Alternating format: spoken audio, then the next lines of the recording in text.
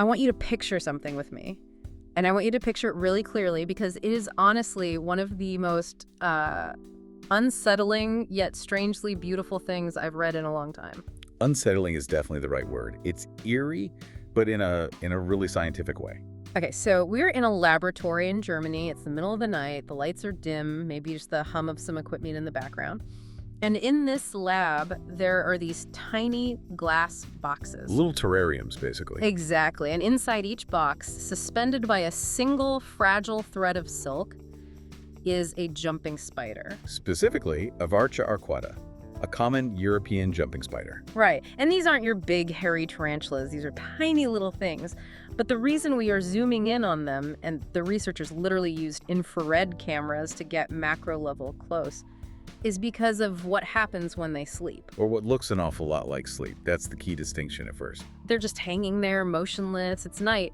But if you look closely at the footage, you see something happening that, well, it just shouldn't be happening. You see a twitch. A twitch, yes. You see their little legs curling up, almost like a dog's paws when it's dreaming. You see the spinnerets, the little organs that shoot the web-firing active patterns twitching away. Which is already strange because that's a complex motor action that should be dormant. But the part that really hooked me, the part that makes this a true deep dive, is what's happening inside their heads. Because these spiders, they have a kind of superpower. They're see-through. Well, the young ones are. They have translucent exoskeletons, which for a biologist is like being given a key to the city. You can see right into the machinery without having to dissect anything. It's a window right into the brain. And what did the researchers see when they looked through that tiny translucent window? Well, to really get the significance of what they saw, you first have to understand how a jumping spider sees the world. It's not like you or me. Our eyeballs, they rotate in sockets. If I want to look at the coffee cup to my left, I just move my eyes. Simple enough? A jumping spider can't do that.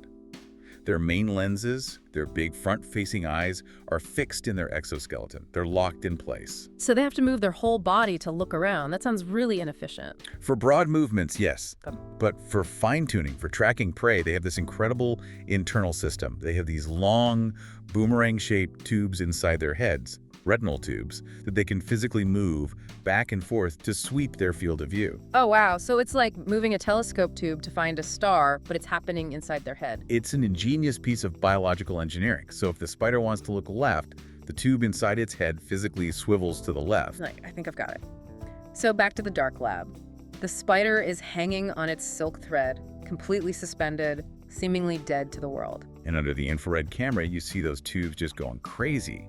They were shifting back and forth, rapid fire, uncontrolled it seemed. Rapid eye movement. REM, the absolute biological fingerprint of dreaming in mammals, in birds, and now it seems in arachnids. This just stops me in my tracks because we are talking about a creature with a brain the size of a poppy seed. A poppy seed. If that creature is experiencing REM sleep, if it's twitching its legs and looking at things that aren't there, does that mean it's hallucinating? Is it having an experience? Is it dreaming about a fly it missed earlier that day? Is it reliving the terror of seeing a predator? And that is the question that just blows the doors off everything we think we know about consciousness.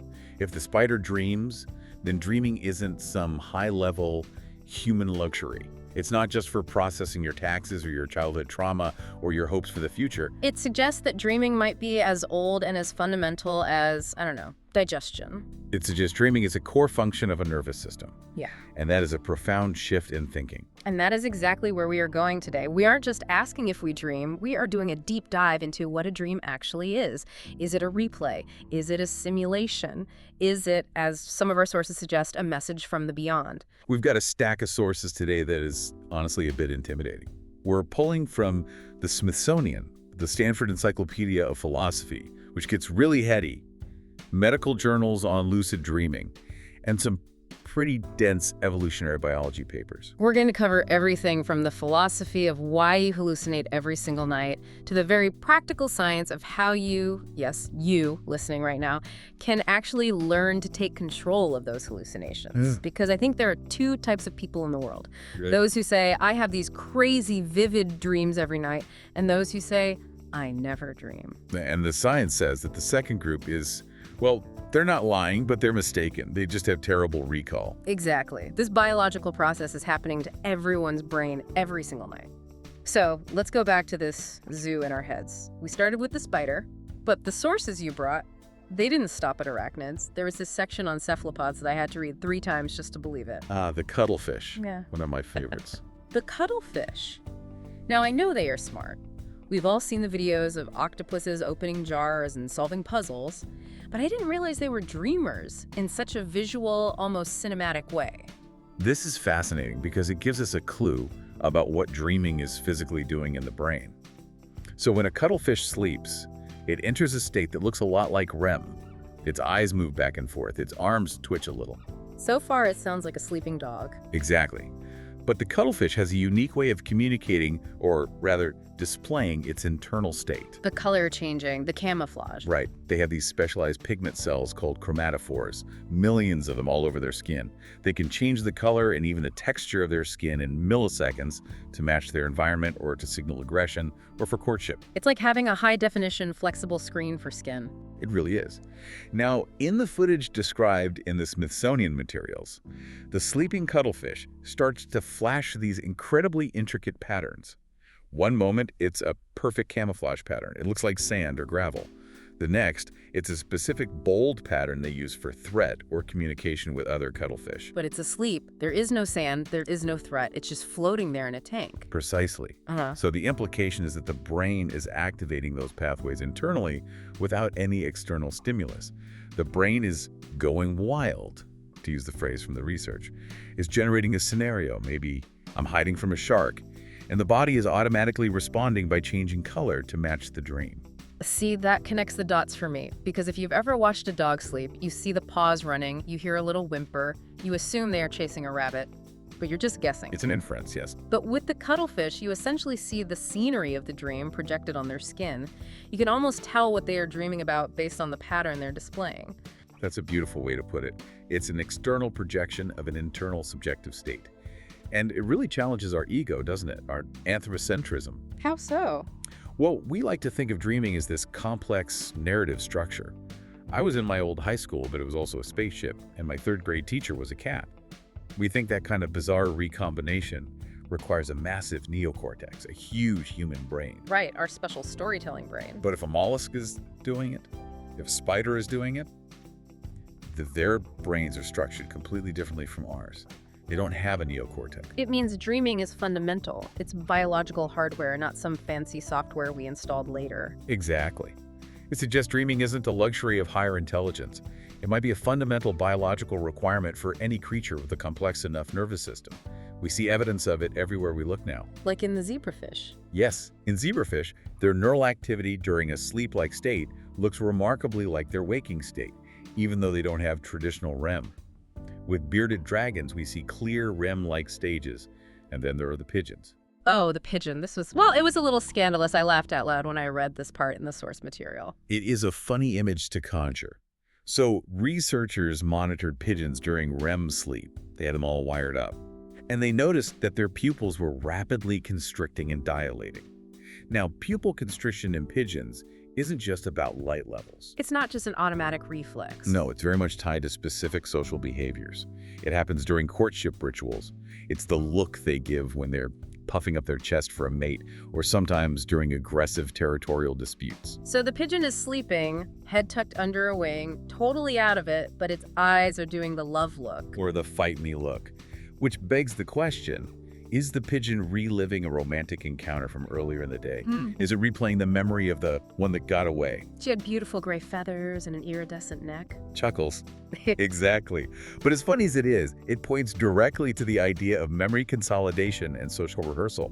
The bird is rerunning the important social interactions of the day, strengthening those neural pathways. It adds a whole new layer to the phrase bird brain. But I want to push on this a bit just to play devil's advocate, because we are anthropomorphizing, right? We see a twitch, we say it's running. We see a pupil shrink, we say it's in love.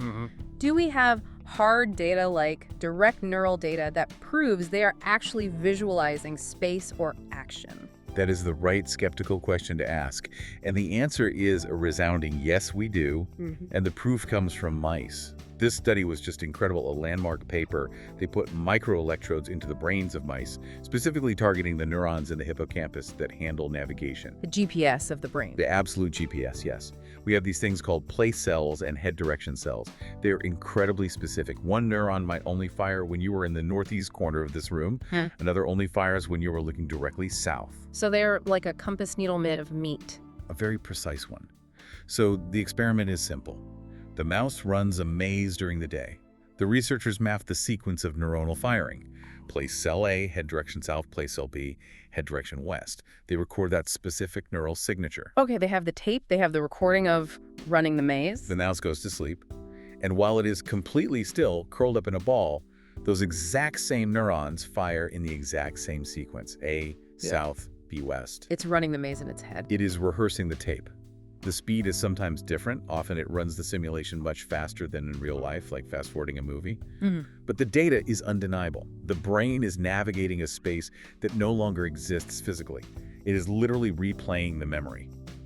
So what does this all mean? If a spider, a cuttlefish, a pigeon, and a mouse are all doing this, what is the so what here? Why does evolution demand this nightly theater? It brings us to a really profound philosophical point raised by one of our sources, the philosopher David M. Peña-Guzman. He argues that if animals dream, it logically implies they have a point of view. A self. A consciousness. A subject. To have a dream, you have to be able to disconnect from the immediate physical world, the cold floor, the dark cage, the feeling of hunger, and generate an imaginary one from scratch. You have to be the protagonist of your own virtual reality. It turns the lights on in a lot of empty rooms in the animal kingdom. It suggests that imagination isn't just a human superpower we use to write novels. It suggests imagination is a fundamental survival tool, maybe the original survival tool. Which is a perfect segue, because if imagination is a tool and dreaming is the workshop, what happens when we as humans walk into that workshop? We assume we know what a dream is. It's a movie, it's a story. But when we dug into the Stanford Encyclopedia of Philosophy, it turns out we might be wrong about even that fundamental assumption. Yeah, this is where the ground starts to shake a little bit, because for a long time there was a very serious philosophical debate about whether dreams are actually experiences at all. This is the cassette theory. And I have to admit, when I first read this in the notes, I hated it. It made me genuinely angry. It's a deeply disturbing thought. But you have to understand the context of where it came from. It wasn't just to be provocative. Okay, walk us through it. Why would a respected philosopher argue that I'm not actually dreaming when I'm asleep? So this comes largely from philosophers like Norman Malcolm in the 50s, and was later popularized in a different form by Daniel Dennett. Their argument, to oversimplify a bit, was based on a strict definition. Sleep is the opposite of consciousness. If you are truly asleep, you are not conscious. If you are not conscious, you cannot have experiences. Okay, so I'm asleep, I'm a zombie, my brain is off. Right. So Dennett proposed a thought experiment. What if the dream isn't a movie that played out over 30 minutes in your sleep? What if, at the exact moment you wake up, your brain just instantaneously loads a false memory into your consciousness? Like shoving a cassette tape into a VCR and hitting play. Exactly. The alarm goes off, and in that split second, your brain fabricates a complete, detailed story. I was flying over my city, then I saw my mom on a rooftop, then we ate pizza made of donuts. You feel like you just experienced it for 20 minutes, but you didn't. It was an instant memory implant. That is terrifying. It's your own brain gaslighting you. It means I didn't actually have the adventure. I just woke up with a fake receipt for the adventure. It completely undermines what's called the received view, which is that dreams are experiences we genuinely live through during sleep. The cassette theory suggests the dream is just a narrative we invent upon waking to explain the random neural noise that happened while we were out. But, and here's where I stop panicking, modern science has pretty much debunked this, right? We have concrete proof that Dennett and Malcolm were wrong. We do. And the rebuttal comes from a very cool place. Lucid dreaming studies, particularly the work of Stephen LaBerge at Stanford. This is the eye movement stuff again, like with the spiders, but with humans. Yes, but this time it's voluntary. So LaBerge and other researchers set up these experiments. They took people who could lucid dream people, who have the skill of knowing they are dreaming while they are asleep, and they gave them a set of instructions before they went to sleep. A mission. A mission, exactly. They said, okay, when you become lucid, when you know you're in the dream, we want you to signal to us. Look hard left, then hard right, then left, then right. A prearranged signal from the void. A Morse code from the dream world. Yeah. And here is the kicker. They did it. The polysomnography confirmed their brain was in deep REM sleep, their body was paralyzed due to atonia, the whole works. But on the electrokilogram, which tracks eye movement, the needle went zip, zip, zip, zip, left, right, left, right. So they are conscious and communicating from inside the dream in real time. That proves it's happening then, not being implanted later when they wake up. It's the smoking gun. And to drive the final nail into the cassette theory coffin, they asked them to perform tasks that take time. They said, in your dream, count to 10, and then signal us again. And it took them roughly 10 seconds. If the cassette theory were true, if dreams were just instant implants, that counting should have been instantaneous, 0 seconds of real time. But the duration of the action inside the dream corresponded to the duration of time in the real world. Time moves in the dream world at roughly the same speed as the real world. Generally, yes. Yeah. Which proves that dreams are extended temporal experiences. You're living through them second by second, minute by minute. Which is a huge relief, honestly. I want my adventures to be real, even if they're just in my head. But it leads to an even deeper philosophical question, one that the source material traces all the way back to Descartes.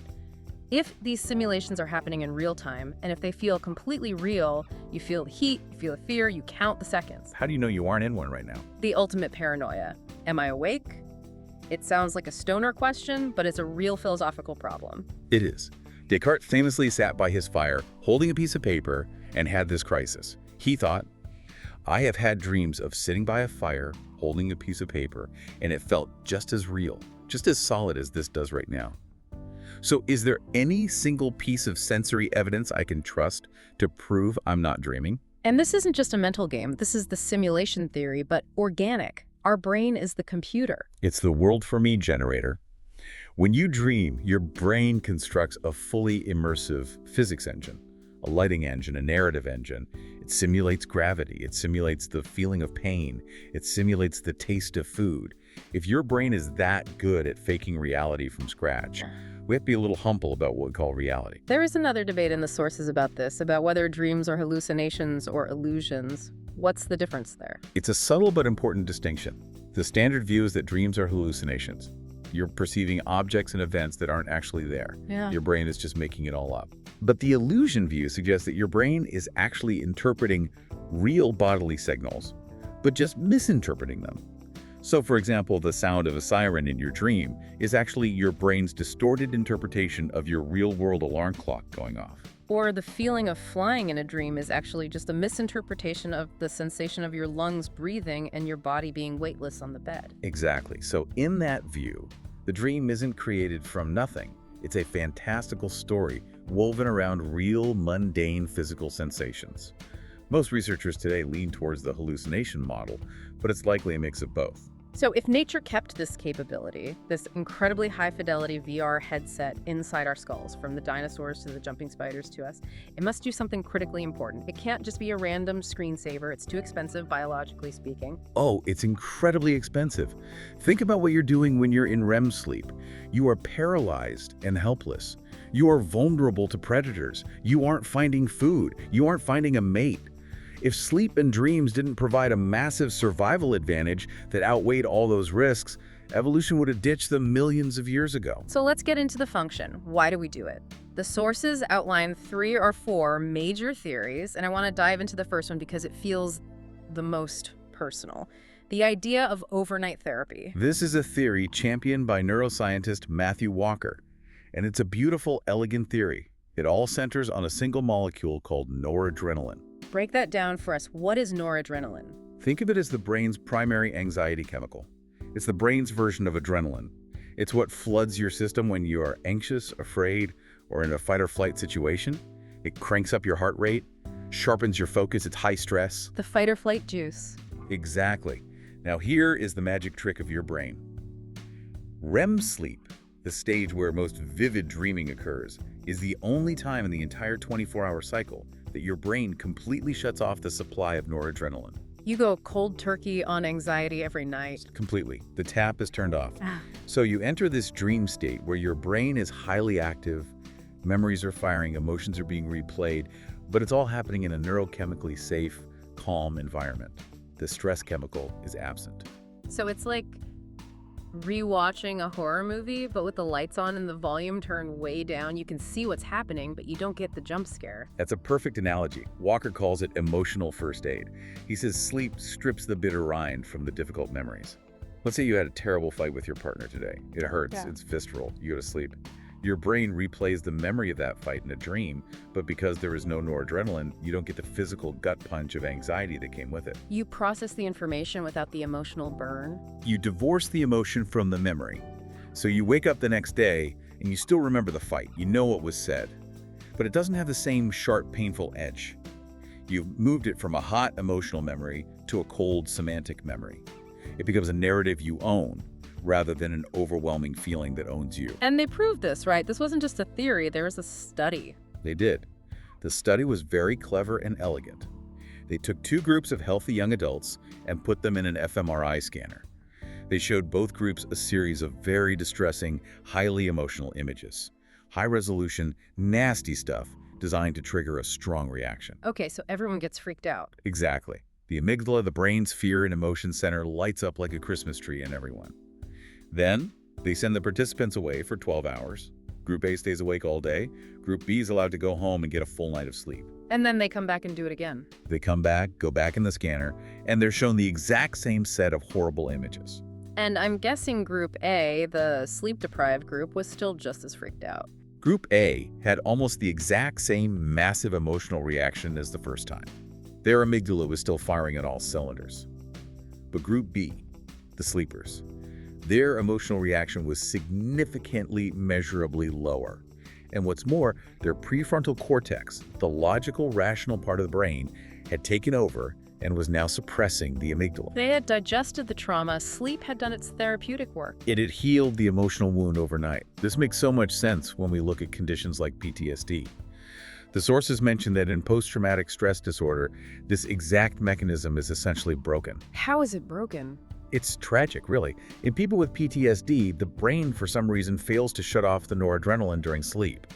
So when a combat veteran dreams of a traumatic event, they aren't processing it in a safe, calm, neurochemical environment. They're reliving it with the same terror, the same adrenaline, the same fight-or-flight response. So they're re-traumatizing themselves night after night. It's a loop. They can't strip the bitter rind from the memory. They're stuck. The wound never gets a chance to heal. And that's why the drug prazosin, which was mentioned in the sources, is so interesting. It's an old blood pressure medication, but it has a side effect. It lowers noradrenaline in the brain. So they started giving it to veterans. Yes. And for many, the nightmares became manageable, or even stopped. The drug artificially created the low noradrenaline state that their brains couldn't, allowing the therapeutic process of dreaming to finally happen. That is incredible. It's not just rest. It's a fundamental process of emotional alchemy. But not all dreams are about trauma. Sometimes they're just bizarre or brilliant. This brings us to the second theory, the creative studio. Or informational alchemy. This is the fun side of dreaming. We've all heard the famous stories, Paul McCartney dreaming the entire melody to Yesterday, Mary Shelley having a nightmare that gave her the plot for Frankenstein. But is this just anecdotal, or is the brain actually smarter when it's asleep? It's not necessarily smarter, but it is fundamentally different. During the day, when you're awake, your brain's prefrontal cortex is in charge. It's logical, it's linear, it's hierarchical. It focuses on the most obvious connections to solve problems efficiently. It follows the rules. Exactly. But in REM sleep, the prefrontal cortex goes quiet, and those inhibitory logical barriers come crashing down. The brain enters a state of hyperassociation. It starts connecting disparate facts, distant memories, and unrelated ideas that would normally touch each other during the day. It's throwing spaghetti at the wall to see what sticks. It's testing out the craziest, most remote associations. What if this concept from my job is related to that memory from my childhood? Or, in the famous case of the chemist Auguste Kekule, what if the structure of the benzene molecule is shaped like a snake eating its own tail? An Ouroboros, a dream that changed modern chemistry. But we have hard data on this too, not just amazing historical anecdotes. Right, the maze study. A different maze study, this one with humans. Researchers at Harvard had participants learn a complex 3D virtual maze. It was very difficult. Then, they let them take a 90-minute nap. Okay. After the nap, they tested them on the maze again. And here's a finding. The participants who napped and reported dreaming about the maze were 10 times better at solving it than those who napped but didn't dream about the maze. 10 times! That's not a small improvement. That is a massive performance enhancer. If there was a pill that made you 10 times better at your job, everyone would take it. We have that pill. It's called a nap. It suggests the brain isn't just passively replaying the maze memory like the mice were. It's actively running simulations. It's asking, what if I went left here instead of right? What's the hidden logic? It's problem solving offline. Speaking of simulations, we have to talk about Theory C, threat simulation. Because while some dreams are therapeutic and others are creative, let's be honest, a lot of them are just stressful. Being chased, your teeth falling out, showing up to school naked. The classics of the anxiety dream genre. Why do we do this? Why does our brain torture us with these scenarios night after night? The theory, proposed by a Finnish neuroscientist named Antti Revonsuo, is that dreams evolved as a biological defense mechanism, a virtual reality training ground for survival. The idea is, if you practice escaping a predator in your sleep where it's safe and there are no consequences, you'll be faster and sharper when a real lion shows up in the savannah. So you're building muscle memory for dangerous situations. The naked in school dream is what, social survival training? Social threat simulation, exactly. Practicing how to deal with shame, embarrassment, or public exposure. It makes a lot of evolutionary sense. But here is where science gets messy and complicated, and I love this part. Okay. There was a study mentioned in the popular science source that compared the dream content of people in a high-crime area of South Africa to people in a low-crime area of Wales. Okay, so following the threat simulation theory, the South Africans who face more real-world threats should have more threatening dreams. They need more practice. That's the logical assumption. That's what the researchers expected to find. But the study showed the complete opposite. The South Africans actually had fewer threatening dreams than the Welsh group. Wait, what? That totally breaks the theory. It complicates it immensely. It suggests that if your waking life is already saturated with threat and anxiety, the brain's dreaming mechanism might actually dial it down at night. It might say, okay, we've had enough threat training for today, let's work on something else. It's regulatory. It's trying to maintain a balance, not just mirror your daily life. It seems to. And speaking of different ways to interpret this, we should touch on the spiritual perspective. We have a source here from Eckankar, which represents a very different worldview. Yeah, and we always want to be comprehensive. For millions of people around the world, dreams aren't just neurons firing. They have a deeper meaning. Right. And in the Eckankar view, bad dreams or nightmares are sometimes interpreted as memories of past lives. The source used this really great phrase, airing out a musty room. It's a compelling image. The idea is that these deep-seated fears, a fear of falling, of suffocation, of persecution, might be residues from traumatic experiences in past incarnations. And the dream is a way of finally releasing that old karma or that old fear so you can move forward in this life. You know, it's interesting, whether you view it through a neurochemical lens, like stripping the noradrenaline, or a spiritual lens, like releasing karma, the perceived function is surprisingly similar. It is. It's about processing difficult experiences, getting the bad stuff out so you can function better tomorrow. It's about restoration. Okay, so we've established that dreams are amazing. They heal us, they make us smarter, they prepare us for danger. But here is the massive frustration for so many listeners, including me sometimes. I don't remember them. Why is our brain doing all this incredible work and then deleting the evidence? It's the great amnesia of sleep. And believe it or not, from the brain's perspective, it's actually a feature, not a bug. How is forgetting a feature? That sounds like a design flaw. Well, think about the neurochemistry. During REM sleep, the levels of certain neurotransmitters crucial for encoding long-term memories, like serotonin and norepinephrine, are very low. Your brain is set up to not record new long-term memories efficiently. You are there to process old memories, not to permanently record the hallucinations you're having in the moment. So it's to prevent confusion. Exactly. If you remembered every single dream you ever had with perfect clarity, your memory banks would be cluttered with a lifetime of bizarre, nonsensical events. You wouldn't know if you actually went to the store yesterday or if you just dreamed it. It helps maintain a clear line between reality and fantasy. Okay, that makes sense. But some people do remember. We all know them. The high recallers who can tell you a 20-minute story about their dream every morning. What makes them different? A study from the Lyon Neuroscience Research Center gives us a fantastic clue. They looked at the brains of high recallers versus low recallers, both while they were asleep and awake. They found that high recallers have brains that are more reactive to environmental sounds. Like a car honking outside or a floorboard creaking? Or even just hearing their own name being spoken softly. Their brains show a stronger response. They perk up more easily. But here is the crucial mechanic. Because they are more reactive, they experience more micro-awakenings during the night. They wake up a lot. They might not even realize it. It's not like sitting up in bed. They might just wake up for 10 or 15 seconds, shift their position, and fall right back to sleep. But that brief moment of wakefulness is the critical window. It allows the brain's chemistry to shift just enough to take the fragile, short-term dream memory and stamp it into long-term storage. So if you sleep like a log, completely uninterrupted, you might remember less. Ironically, yes. A night of perfect, deep, uninterrupted sleep might mean you wake up with no remembered dreams. The memory needs that little moment of wakefulness to save the file, so to speak. Okay, let's get practical. Say I'm a low recaller and I want to remember more. I want to save more of these files. The sources gave some specific, actionable advice, and the big one seems to be kill the alarm clock. Alarms are absolute dream killers. Think about what an alarm is. It's a sudden, loud, threatening noise. It spikes your cortisol, the stress hormone. It rips you out of whatever sleep stage you're in, often deep REM sleep, and your brain immediately shifts into alert mode. It's like shaking an Etch-a-Sketch. The image is just gone. Instantly gone, exactly. Natural waking is always best because you usually drift out of a REM cycle gently. You're still close to the dream state as you wake up. And then the don't move rule. This one is really hard for me because I'm a fidgeter. The first thing I do is roll over and grab my phone. This is vital, and it takes practice. When you first become aware that you're awake, stay completely still. Don't roll over. Don't open your eyes wide. Don't think about coffee or your to-do list. Just lie there and drift in that groggy, in-between state, which is called the hypnopompic state. Why does movement matter so much? Every movement creates new sensory input. The feeling of the sheets on your skin, the contraction of your muscles, the change in light as you open your eyes.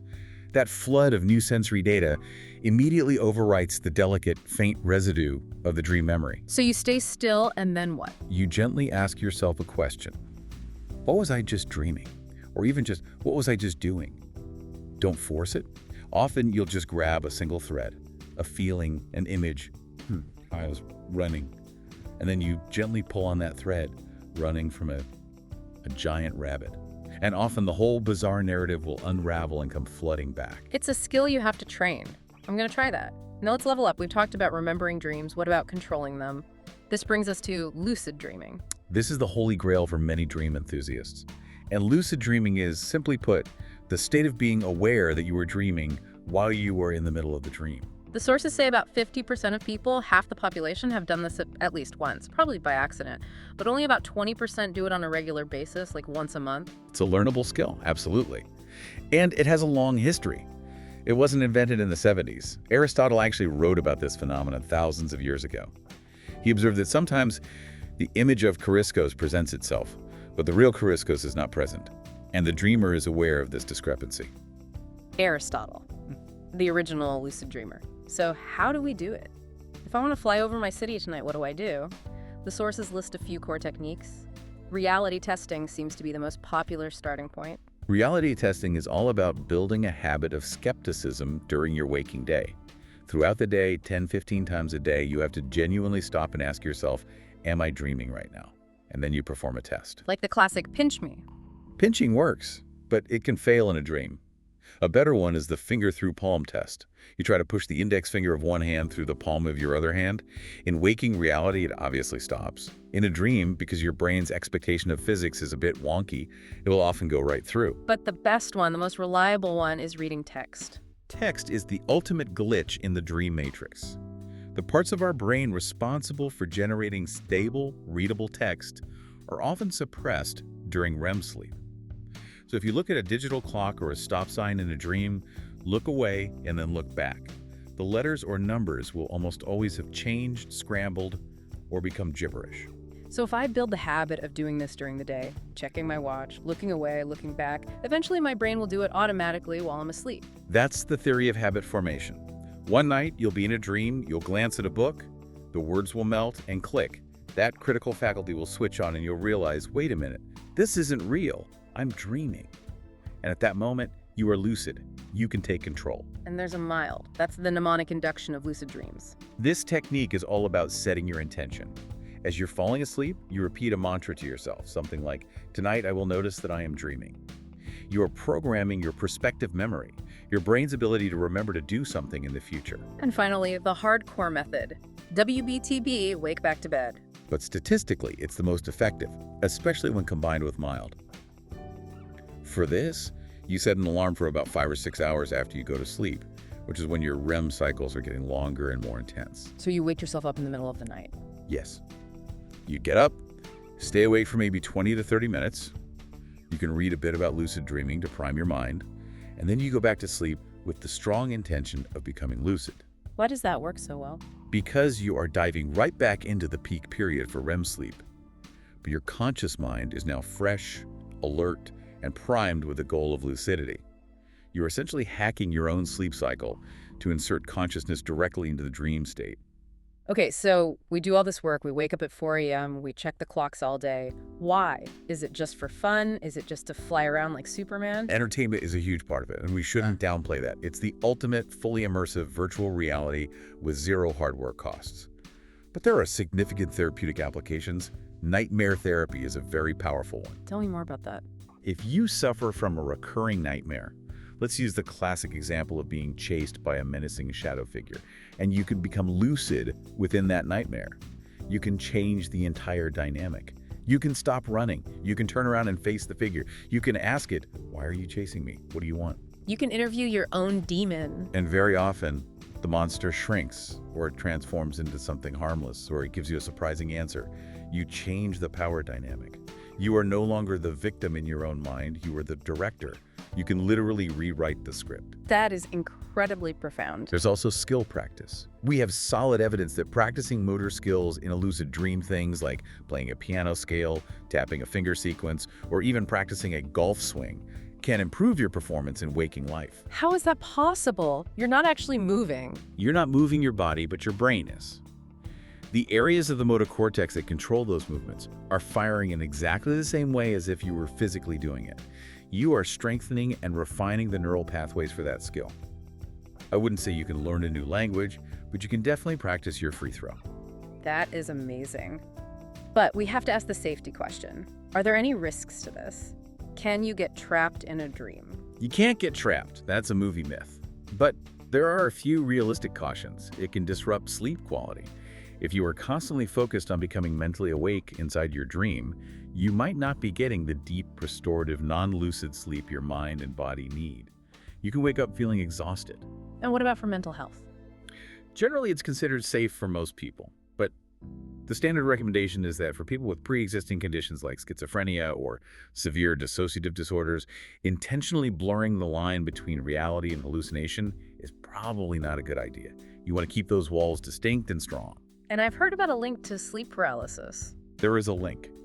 The techniques that encourage your mind to stay awake while your body falls asleep, like WTPB, can sometimes result in that state where you are consciously awake, but your body is still in REM atonia, meaning you're unable to move.